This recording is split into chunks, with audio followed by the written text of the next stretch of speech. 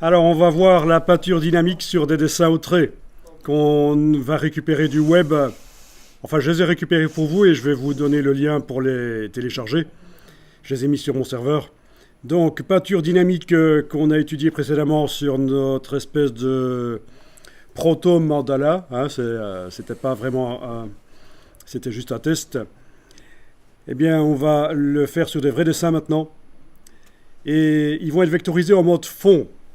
Pour l'instant, ça n'a pas grande importance de savoir ce que c'est le mode fond pour vous, mais ce sera important plus tard quand on fera du mode contour.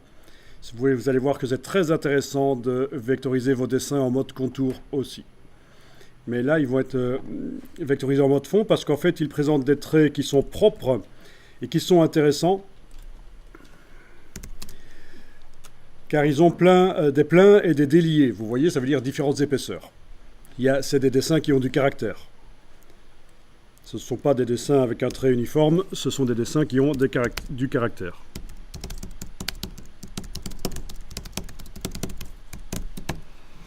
Donc vous allez pouvoir télécharger les images avec l'adresse qui est indiquée là, ou alors vous téléchargez en tapant cette adresse-là.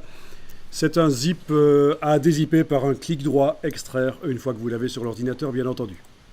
Je ne garantis pas que les fichiers Illustrator s'ouvriront dans votre version d'Illustrator, mais ce n'est pas le plus important, c'est juste des exemples. Le plus important, c'est les images bitmap, donc les images pixels qui sont dans les dossiers.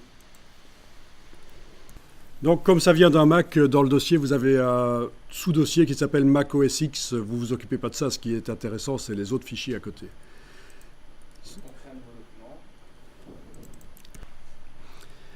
Alors on y va, vous avez obtenu donc ceci. Ok, donc dans Illustrator, vous allez créer un nouveau document. Vous allez importer l'image pixel, fichier importé. Vous allez la chercher là où elle se trouve, donc dans le dossier A.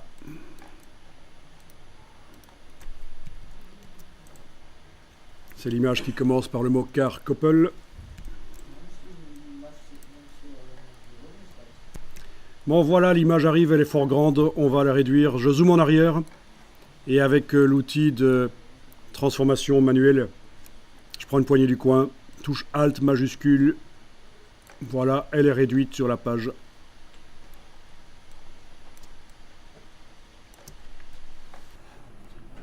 Eh bien, on va faire de la peinture dynamique sur ce dessin pour coloriser. La peinture dynamique, ça fonctionne sur des vecteurs. Et actuellement, ceux-ci, ce ne sont pas des vecteurs, ce sont des pixels. Si on zoome, on voit bien les pixels. Donc, pour pouvoir faire la peinture dynamique, il faut d'abord vectoriser. Alors, on y va. Menu, fenêtre, vectorisation de l'image. Vous avez votre image sélectionnée. Vous enclenchez la case aperçue. Ça enclenche la vectorisation.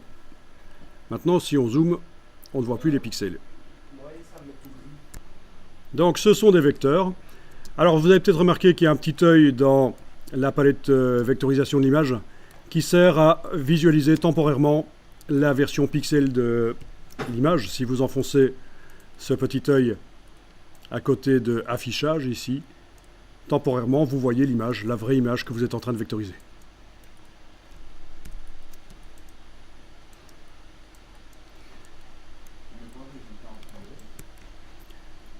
Bon, au niveau de la vectorisation, les paramètres qui sont proposés là sont valables, c'est bien.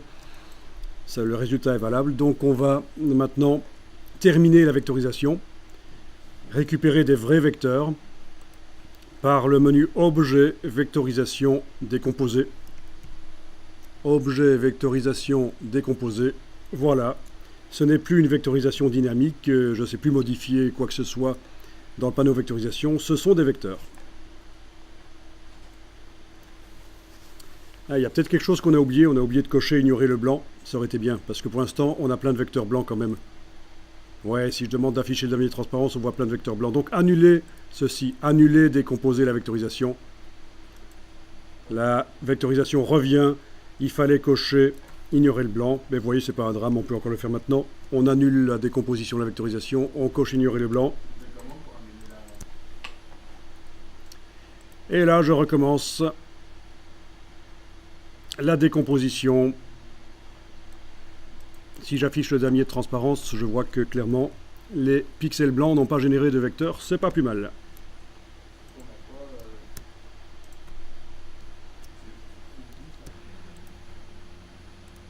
Alors, on va enregistrer cette image. Vous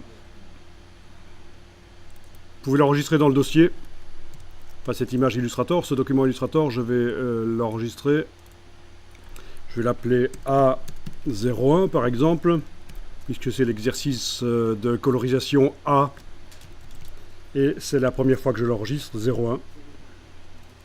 Donc dans le dossier qui s'appelle colorisation de taches blanches, voilà.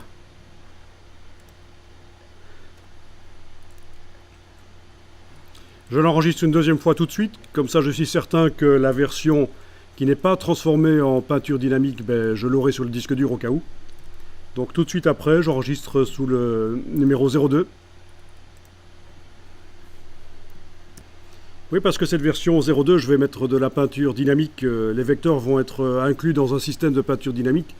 Et si jamais ça foire, je vais pouvoir récupérer facilement la version d'avant. Donc c'est une très bonne idée d'enregistrer régulièrement ces documents sous un nom différent. Alors, vous avez vos vecteurs qui sont sélectionnés. Ah tiens, quand j'affiche par tracé, afficher un peu par tracé, CTRL Y. On dirait qu'il y a un cadre là qui ne sert pas en fait. On va le supprimer. Vous voyez un cadre? Ok. Avec la flèche blanche, éventuellement vous cliquez à côté de tout pour désactiver tout, et puis vous allez cliquer sur le cadre. Il s'active. Touche suppression une fois, deux fois, il est supprimé.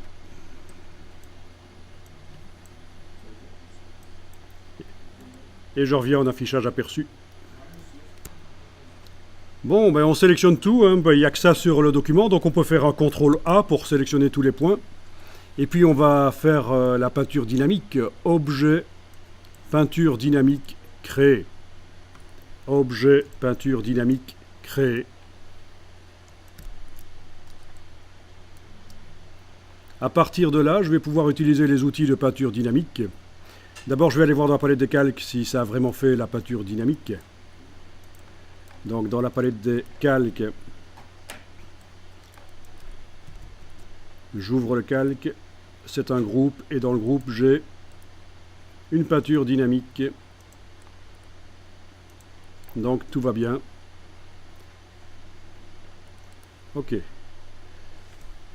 Donc avec les outils, je vais pouvoir rapidement coloriser ça. Donc les outils que je vais détacher par leur petite barre ici pour obtenir la mini palette flottante. Alors le pot de peinture, on ne l'a pas utilisé. Le pot de peinture, c'est une autre méthode pour remplir les formes. Nous, on a utilisé la méthode de sélectionner la forme et puis d'aller cliquer sur une couleur dans la palette nuancier.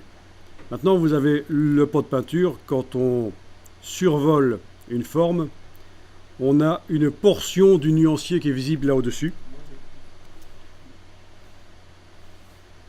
Et avec les flèches gauche et droite du clavier, on peut voyager dans le nuancier en fait.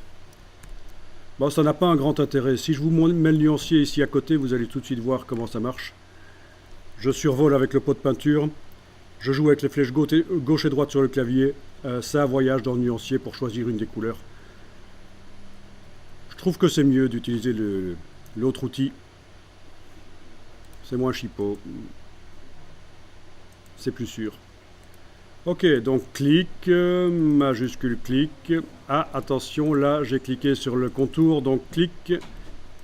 Faut pas hésiter à zoomer. Majuscule clic. Oui, j'avais cliqué sur le contour noir, j'allais mettre de la couleur sur le contour noir. C'est pas ce que je veux garder les traits noirs ici.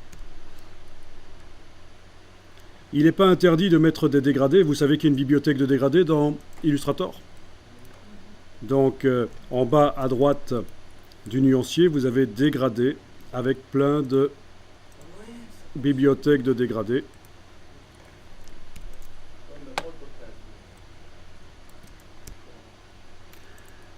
Voilà, donc on a une palette personnalisée de dégradés qui s'est ouverte. Je peux demander de l'afficher par grande vignette.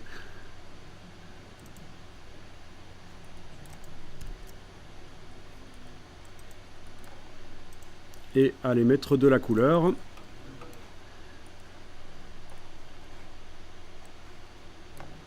Alors, petite astuce qui peut être intéressante. Vous voyez que j'ai mis un dégradé sur l'écharpe ici, que j'avais sélectionné donc avec l'outil de sélection de peinture dynamique. Et la petite trame qu'on voit m'empêche d'apprécier ce que ça va réellement donner. Donc, il y a possibilité de ne plus voir cette trame temporairement en allant dans menu affichage, masquer le contour de sélection, ou alors vous faites CTRL H. Voilà. Donc c'est toujours sélectionné, mais je ne vois plus la petite trame, je peux apprécier ce que ça donne. Et ça va me permettre éventuellement de faire ceci. Prendre l'outil dégradé, et aller tracer pour orienter le dégradé comme je veux. Un peu comme dans Photoshop. Ok, c'est comme ça que ça donne le mieux. Vous voyez, donc c'est toujours sélectionné, mais j'ai demandé affichage, masquer le contour de sélection. Enfin, j'ai fait CTRL H. Ici, je refais. Voilà, on voit que c'est sélectionné. Vous voyez l'astuce, je vais continuer. Vous allez voir un peu plus loin ce que ça peut apporter. Donc, outil de sélection de peinture dynamique. Clic, majuscule clic, majuscule clic. Majuscule clic, je vais faire tout d'un coup, ça ira plus vite, voilà. Ok. Je vais aller mettre un dégradé. Alors si je trouve pas de dégradé qui me plaît dans la bibliothèque qui s'est ouverte là, je peux passer à la bibliothèque suivante avec la petite flèche en bas. Vous voyez? On passe en revue les bibliothèques avec les petites flèches en bas. Ok, allez, je vais aller mettre une couleur comme ceci sur la voiture, un dégradé comme ça. Voilà. Je vais aller faire CTRL H. Donc CTRL H m'enlève la sélection de l'affichage, mais c'est toujours sélectionné en réalité. C'est pour ça qu'avec l'outil dégradé, je peux aller tracer pour réorienter le dégradé comme je veux.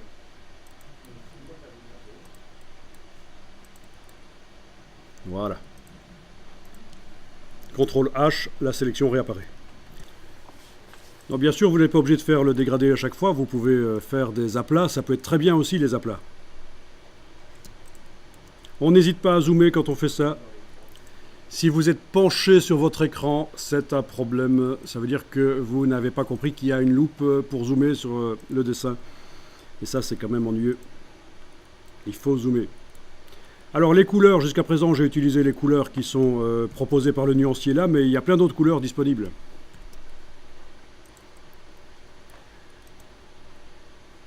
Notamment les couleurs Pantone, vous les connaissez? Il y a 700 couleurs Pantone qui sont en fait des encres, mais que vous avez le droit d'utiliser même dans une image RGB. Il faut juste, faudra juste faire attention dans InDesign quand on récupère le dessin. Donc en bas à gauche du nuancier, je vais jusque catalogue de couleurs et je vais aller chercher Pantone Solid Coated. Ce sont des encres très performantes qui font des couleurs plus vives que ce que l'imprimeur ne peut faire. Et donc, voilà, il y en a quand même à peu près 700 et ça peut être sympa de les utiliser. Alors là, je vais faire CTRL H pour ne plus voir la sélection, ce qui va me permettre de choisir une couleur de cheveux, pas trop moche. Ah tiens, j'ai oublié d'ajouter ça, je vais l'ajouter maintenant. Touche majuscule, clic. Voilà, ça marche. Je vous rappelle que je ne vois pas la sélection parce que j'ai fait CTRL H. Je refais CTRL H, je la vois. Alors, vous avez dit qu'il y a un petit problème pour le chapeau, la partie du milieu là. Ah, chez moi ça va. Ben, chez vous, vous êtes sans doute en petits espaces et il n'arrive pas à voir que c'est une forme. Ok, voilà comment vous allez faire. Dans la palette des calques, je vous ai expliqué ça tout à l'heure, hein, mais je vous réexplique. Vous sélectionnez la peinture dynamique avec la petite cible ici. Le mot peinture dynamique, voilà, la petite cible est sélectionnée. On va dans Objet, peinture dynamique, option d'espace. Objet, peinture dynamique, option d'espace. Et là, vous êtes sans doute en espace petit. Voilà, et moi je suis en espace moyen. Donc il faut, en fonction... Et c'est bien fait, ça vous montre les lignes là où il va fermer la forme. En effet, en petits espaces, il n'y a pas la ligne rouge à cet endroit-là. Il ne fermera pas la forme.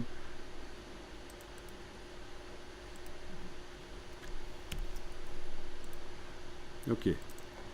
Donc pas de problème là.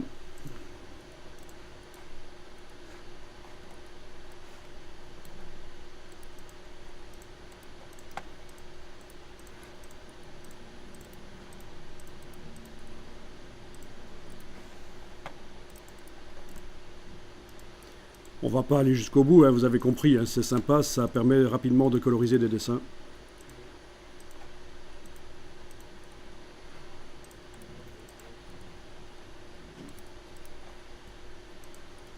Alors, pour trouver la couleur chair, il faut parfois créer la couleur soi-même et l'encoder dans le nuancier. Ce qui peut vous aider pour trouver les couleurs chair qui sont convaincantes, c'est d'aller voir sur le web, il y a des références, des quantités RVB pour les couleurs de la peau. Pour les couleurs de la peau. Ok, je vais enregistrer le document ici.